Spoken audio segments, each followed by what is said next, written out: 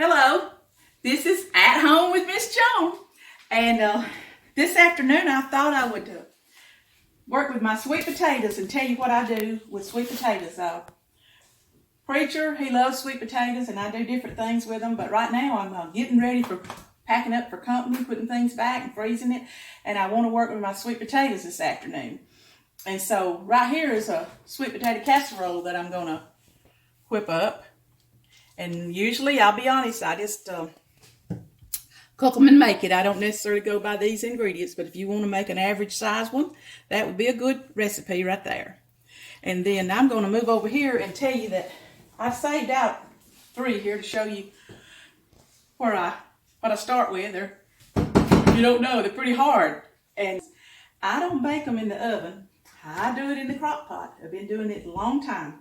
And what I do is I just wash them in the sink and put them in the crock pot, fill it up with ever how many it'll hold, and cover them with water, turn it on high, and let it run for, about 3 hours. I mean, they're just fork tender. And so what I've done is I've already got some that's been through my crock pot. 1, 2, 3, 4, 5. And after they cool down, which these have, look, it's so easy for the skins to just look at it. Just peel right off. See it? And if you try to peel this thing right here, oh my goodness, you got to have a strong hand and an awful sharp knife. But anyway, see, this pulls right off. I'll have to give that trick to my mother-in-law. She showed me that because she was making sweet potato pies our whole life. That was her specialty. And anyway, there's one. Watch, there's the second one. You can do them so many different ways. But because I'm getting ready for what I call some company, big company that's coming and stay with me a couple of weeks, and I'm trying to cook some stuff ahead, and I'm going to freeze. I'm going to show you how easy this is to freeze and get it ready to cook that morning that you're having the big dinner for your company. So here we go. See, I'm just pulling all this off. I'm trying to do it fast so the video won't be long. Look at there how easy that's coming off of there. Now I can see all these little things. I got one more. Then we move on to the next part. But this is how I do my sweet potatoes. Oh my goodness, it's so easy. So easy. All right. What I'm going to do, I don't know how much this is, because I just say, oh, that's a good one. And it'll make a good casserole. But this recipe I noticed calls for 3 cups, so we'll see what we come up with. Because I didn't cook all the ones I had, because I did want to show y'all the raw products, so to speak. Okay, here they are. See, I can almost make the bottom of this casserole without even putting it in my mixer. See how tender they are and how I'm mashing it up? But okay. 3 cups of mashed potatoes. So if you're wanting to follow my recipe, let's see what we got here. Look there. 1. And it helps me to eyeball what I got. You can kind of tell then how much sugar, butter, and stuff to put in it. See there? I don't get real particular with it. There's the 2nd cup going in. And then, looks like this is going to be just about one of those recipes that I got here. Well, like I said, I would have just poured these in there and started working on them, but I want to help somebody that never made a sweet potato casserole. So see how easy it is. All right, there's the 3 cups, okay? Look at here. I got some left here. I can put it in here, but I know I'm going to freeze this for the company, so what I'll do is I'll save it for Preacher and put it in the refrigerator, because after a while, when he's watching TV or something, he'll want to put in some butter and sugar on this. See there? If these potatoes was real hot, that butter would melt real quick, but they're not. So I'm just checking in case there's any foreign items in here. 1, 2. Oops, looks good. All right, so far we've done just what I said here, which is a miracle for me cooking. And then we're going to do the butter, and we're going to add sugar next. All right. So that took 20 seconds, and I got the butter right here. And I'm going to add that in here. All right. Here's a cup of sugar, so a half. Now you might want to do a half and taste of it. and see if it's too sweet for you. Just go with how your family likes, how sweetness you got. You could put one of those, I call them funky sugars, sweet and low and stuff in here and do it that way. But I know what I'm going to need, so I'm going to go ahead and put a cup of sugar. And I'm going to turn it on and let it rock. All right. And most of the time, I just do a cap full of vanilla flavor. There it goes.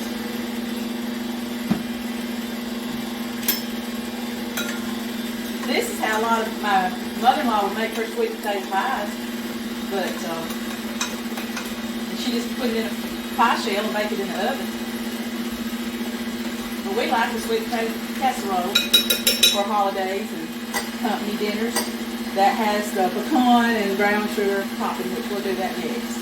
All right, now my recipe, if you notice, it said you might need to put a third a cup or a lot less of milk. But over the years of making this so many times, you can see here, I don't need any milk in this. Look how, I don't know if you can see it, but see how that is? See, it don't take but a minute. Pull that up, and I know that's going to drip on my hickey there, but we're trying to get this done for you. All right. I'll just have to do it, you know how my mama did. Lord mercy, she believed in butter and everything. But she would put a little butter on the bottom of it. You can spray some of your Pam or whatever. But this would go in here, and I put a crumb topping on it. But I'm going to tell y'all, you already know that I'm getting ready for company. So what I'm going to do instead is, I'm going to freeze it.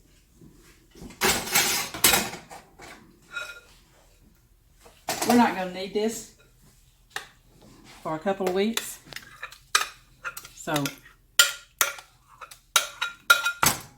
all right. Then what I do is,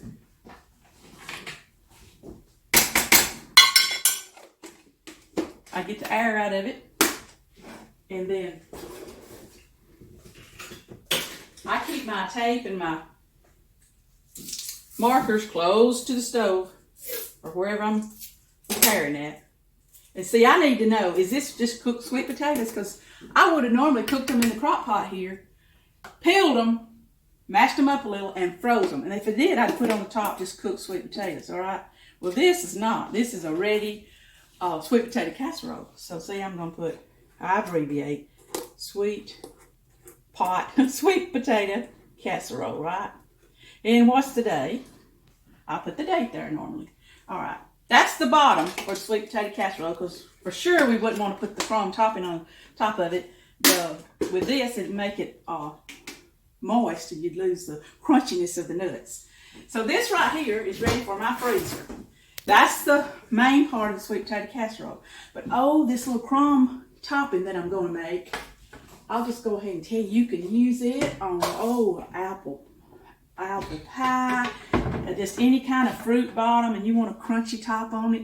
You can make this same recipe, which is brown sugar, a cup, third cup of flour, doesn't matter if it's self-rising or plain, and then some butter and some chopped pecans. Those things are going to make the best crumb topping you've ever seen. Sprinkle it over we're going to sprinkle it over our potatoes when I want to cook it. I'm getting a signal from the camera lady that I've got to speed up. So I love talking to people, so I'm acting like you're in the kitchen with me, I guess. So on the crumb topping, I'm going to put brown sugar.